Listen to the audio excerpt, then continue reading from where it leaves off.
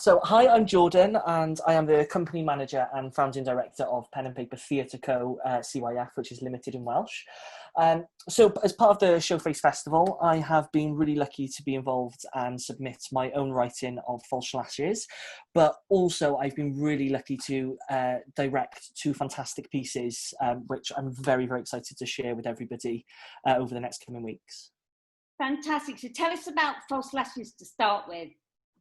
So False Lashes is a bit of a mix. It's a little bit autobiographical, but it's also a bit of an extension of the truth. So as an LGBT person, I came out when I was 14 in an all-boys school, and it had its fair shares of ups and downs.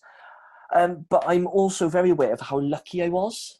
Being in an all-boys school, I had a really supportive family, a really supportive friendship network, but I'm very aware that there's lots of different people and lots of my friends who had a really poor time of it. And the Showface Festival was an opportunity for me to be able to explore that.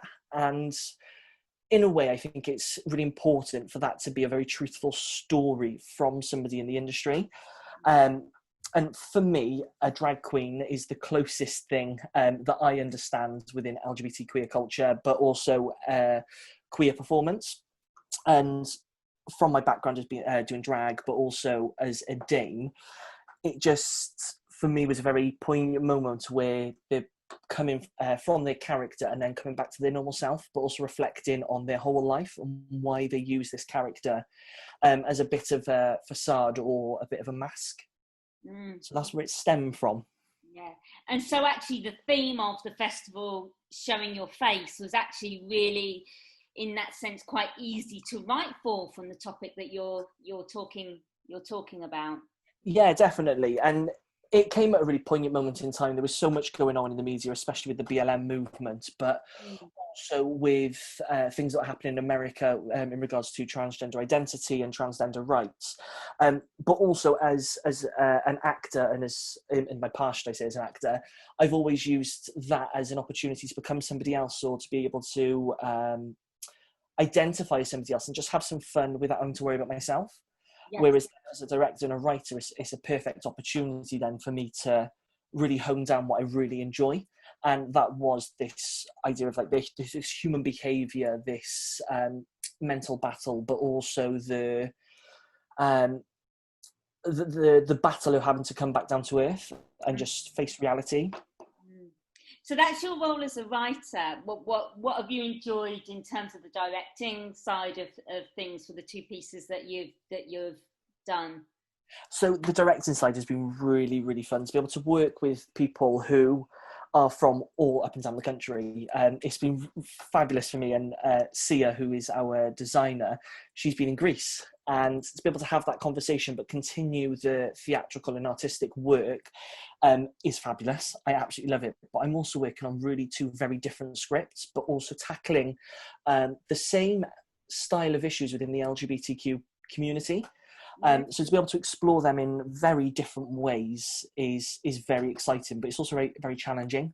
Yeah. And that's the bit I'm really drawn to at the moment, is that challenge of having to do an online performance where actually, if it was on stage, you've got a very simple process, but being on Zoom, you're having to self-analyze constantly and think not only as an audience member, but an audience member who's got so much else going on around the room. Yes. That if they're not engaged or engrossed in the action, they potentially could be petting their dog or having their dinner or moving on and losing interest. So yeah, amazing. You touched a little bit there on the challenges. What have you found, the major challenge with online theatre and how we make work and how we push those boundaries at the moment? So for me, I think, and especially within the current world of lockdown, we have really made the most of the virtual theatre or what we can do. And for me, it's stretching those boundaries, because when you've got a camera in front of you, especially like a laptop or a mobile phone that's recording in this platform of Zoom or Skype or Facebook Live, you're restricted to that one viewpoint.